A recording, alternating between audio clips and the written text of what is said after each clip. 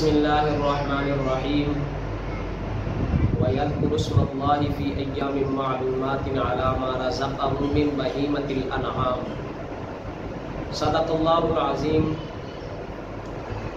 جیسا کہ ہم قربانی کے متعلق آپ سے مختلف قسم کے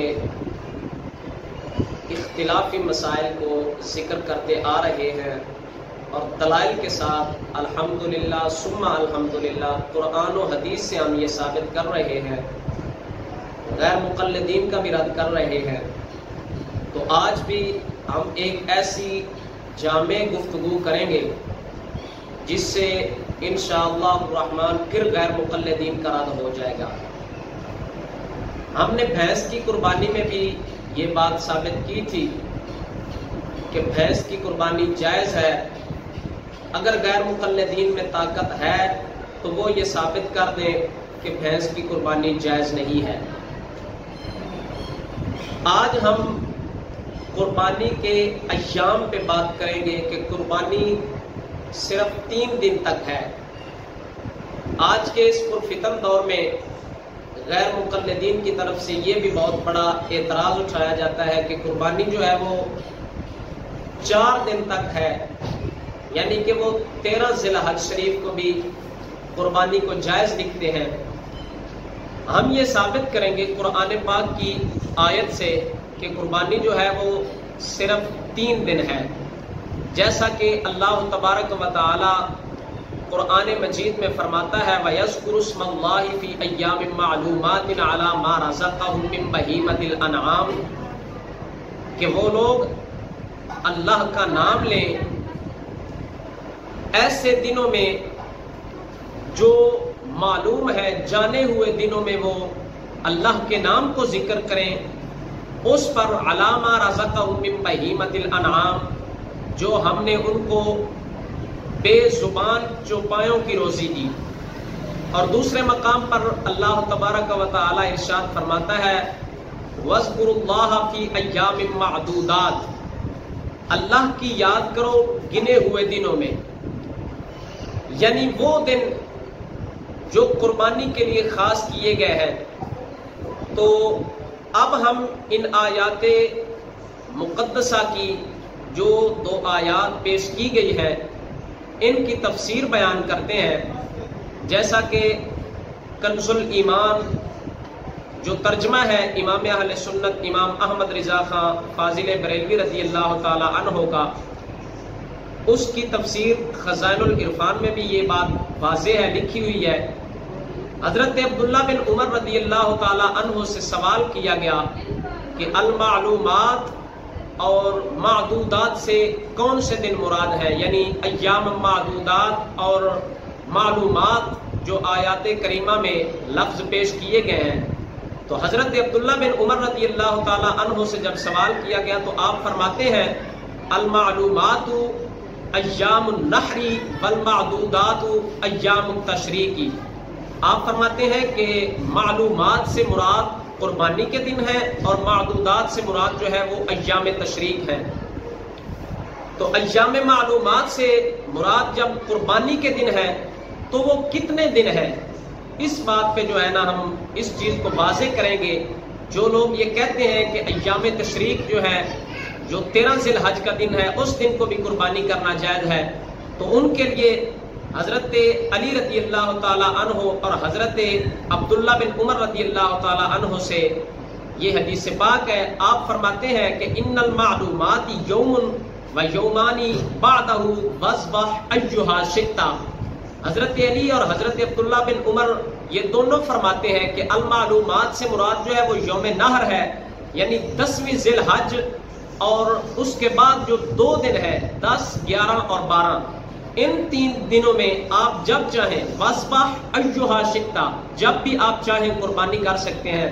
تفسیر احکام القرآن کے اندر امام جساس رحمۃ اللہ تعالی علیہ نے اس بات کو لکھا ہے، اور بہت مشہور حدیث پاک ہے، نسائی شریف کے اندر بھی یہ حدیث پاک موجود ہے اور دیگر کتب احادیث کے اندر بھی۔ حضرت بریدہ رضی اللہ تعالی عنہ سے روایت ہے جیسا کہ رسول اللہ صلی اللہ علیہ وآلہ وسلم نے فرمایا نہیتکم عن لحوم الاضاحی فوق 3 ایام فامسکوا ما بدا لکم. حضور علیہ الصلوۃ والسلام نے ابتدائے زمانہ میں جب کچھ لوگ گاؤں کے مدینہ شریف میں آ گئے تو حضور علیہ الصلوۃ والسلام نے قربانی جب کی تو صحابہ کرام کو 3 دنوں سے زیادہ گوشت رکھنے پر منع فرما دیا. حضور نے فرمایا قربانی کا گوشت جو ہے وہ صرف 3 دن تک ہے. یعنی حضور علیہ الصلوۃ والسلام نے فرمایا کہ جو لوگ باہر سے آئے ہیں ان کو گوشت تقسیم کیا جائے. اس کے بعد حضور علیہ الصلوۃ والسلام نے اجازت دے دی تھی. تو آپ نے فرمایا پہلے میں نے تمہیں کہا تھا کہ قربانی کا گوشت جو ہے وہ صرف 3 دن تک اپنے پاس رکھو، لیکن اب جب تم چاہو جتنے دن چاہو تم روک سکتے ہو. تم اس قربانی کے گوشت کو اپنے لیے زاد راہ بھی بنا سکتے ہو، سفر کے لیے بھی ساتھ لے جا سکتے ہو، اس کا ذخیرہ بھی بنا سکتے ہو.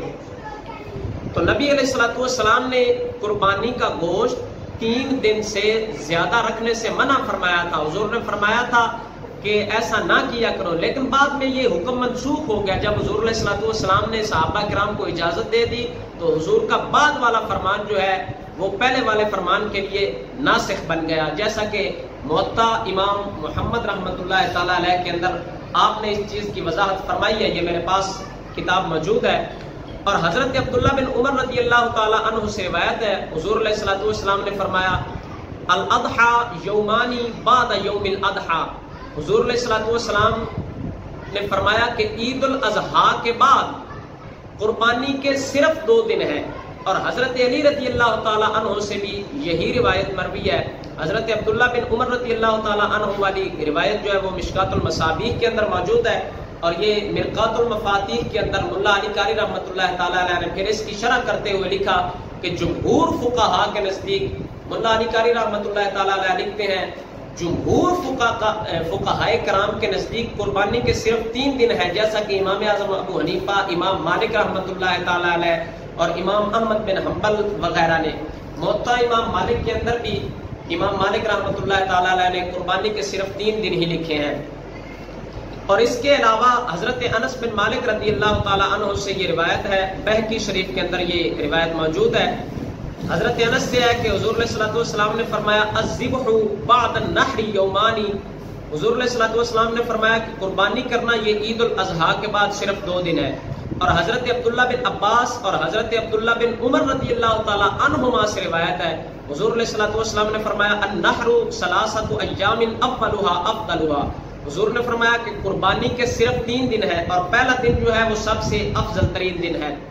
اور امام محمد رحمۃ اللہ تعالی علیہ اور امام اعظم ابو حنیفہ رحمۃ اللہ تعالی عنہ سے بھی یہ روایت ہے کہ یہ دونوں ائمہ کرام فرماتے ہیں الاضحى 3 ایام یوم النحر و یومان بعدہ. قربانی کے صرف 3 دن ہے، یوم النحر یعنی عید الاضحیٰ اور اس کے بعد والے 2 دن. تو یہ جو احادیث مبارکہ اور مختلف ائمہ کرام کے فقہاء کرام کے اقوال پیش کیے گئے ہیں، ان سے یہ بات واضح معلوم ہو جاتی ہے کہ قربانی صرف 3 دن تک ہے. جو لوگ یہ اعتراض کرتے ہیں ان کے پاس کوئی دلیل تو ہوتی نہیں، بنا دلیل کے بھینس کی قربانی جائز نہیں ہے، کبھی وہ کہتے ہیں کہ 4 دن کی قربانی ہے. تو ان لوگوں کے لیے لمحہ فکریہ ہے کہ وہ ائمہ کرام کی تقلید کرے اس پرفتن دور میں. اور تقلید ہمارے لیے بہت ضروری ہے. اگر ہم کسی امام کی تقلید کر لیں گے، پیروی کر لیں گے، جس امام کی بھی ہو، چاہے وہ امام اعظم ابو حنیفہ کی ہو، چاہے امام مالک رحمۃ اللہ تعالی علیہ کی ہو، چاہے امام شافعی کی ہو، چاہے امام احمد بن حنبل کی ہو، کسی ایک امام کی بھی تقلید کر لیں تو وہ قرآن و سنت پہ خود بخود عمل کر لیں گے. تو ہم نے یہ ثابت کر دیا ہے کہ قربانی کے جو ہے وہ صرف 3 دن ہے. تو اس کے متعلق ہم کچھ مسائل بھی یہ بہار شریعت سے اور فتاوی عالمگیری سے آپ کے سامنے بیان کر دیتے ہیں کہ قربانی کا وقت کتنی دیر سے کتنی دیر تک ہے. قربانی کا وقت جو ہے وہ 10ویں ذی الحج کے صبح صادق سے 12ویں کے غروب آفتاب تک ہے، یعنی 3 دن اور 2 راتیں. اور ان دنوں کو ایام نہر کہتے ہیں. یہ بہار شریعت کے اندر امام مفتی جلال الدین احمد امجدی صاحب اس بات کو لکھ رہے ہیں کہ قربانی کے صرف جو ہے وہ 3 دن ہے، 10ویں ذی الحج کی صبح صادق سے لے کر 12ویں کے غروب آفتاب تک. اور 11 اور 13 یہ جو ہے ان 3 دنوں کو 11 سے لے کر 13 تک ان 3 دنوں کو ایام تشریق کہتے ہیں. اور جو اس کے درمیان والے 2 دن ہیں ان کو ایام نہر اور ایام تشریق دونوں کہتے ہیں. پہلا دن یعنی 10ویں ذی الحج شریف کا جو دن ہے اس کو صرف یوم النہر کہتے ہیں، اور اس سے پچھلے دن یعنی 13ویں ذی الحج تک ان کو فقط یوم التشریق بھی کہتے ہیں. اور ایک اور مسئلہ واضح یہاں پہ کر دوں میں کہ اگر شہر میں قربانی کی جائے تو اس کے لیے شرط یہ ہے کہ نماز ہو چکی ہو، یعنی عید الاضحیٰ کی نماز کے بعد قربانی کی جائے. لہٰذا اگر کسی بندے نے نماز عید سے پہلے شہر میں قربانی نہیں کی اور اس نے یہ بہتر سمجھا کہ دیہات میں میں قربانی کر رہا ہوں تو طلوع آفتاب کے بعد قربانی کی جائے، تو شہر میں بہتر یہ ہے کہ عید کا خطبہ ہونے کے بعد وہ قربانی کرے.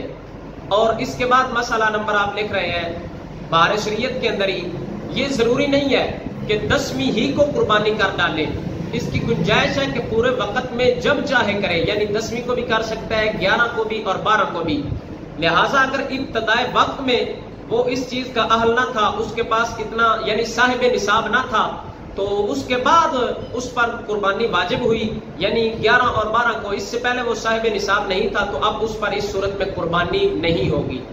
اور آخری مسئلے میں آپ لکھ رہے ہیں کہ قربانی کے وقت میں ہی قربانی کرنا لازم ہے، یعنی قربانی کے وقت میں فقط قربانی ہی کرنا لازم ہے، اس کے علاوہ کوئی دوسری چیز اس کے لیے قائم نہیں ہو سکتی. مثلا اگر وہ قربانی کی بجائے بکری یا اس کی قیمت صدقہ کر دے تو یہ اس کی قربانی نہیں ہوگی بلکہ اس کے لیے کوئی اور نفلی صدقہ ہوگا. تو اللہ تبارک و تعالی ہمیں فقہائے کرام کی تقلید کرنے کی توفیق عطا